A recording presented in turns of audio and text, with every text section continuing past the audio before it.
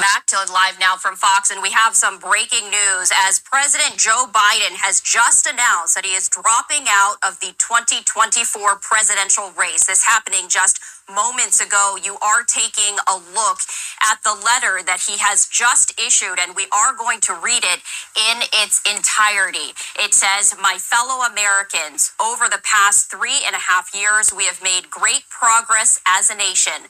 Today, America has the strongest economy in the world.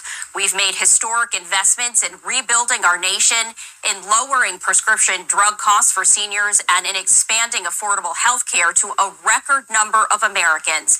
We've provided critically needed care to 1 million veterans exposed to toxic substances, passed the first gun safety law in 30 years, appointed the first African-American woman to the Supreme Court, and passed the most significant climate legislation in the history of the world. America has never been better positioned to lead than we are today."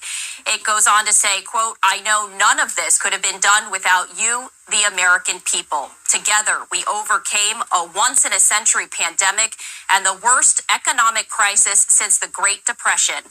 We've protected and preserved our democracy, and we've revitalized and strengthened our alliances around the world. It has been the greatest honor of my life to serve as your president. And while it had been my intention to seek re-election, I believe it is in the best interest of my party and the country for me to stand down and to focus solely on fulfilling my duties as president for the remainder of my term. I will speak to the nation later this week in more detail about my decision. For now, let me express my deepest gratitude to all those who have worked so hard to see me reelected. I want to thank Vice President Kamala Harris for being an extraordinary partner in all this work, and let me express my heartfelt appreciation to the American people for the faith and trust you have placed in me. I believe today what I have always, that there is nothing America can't do when we do it together.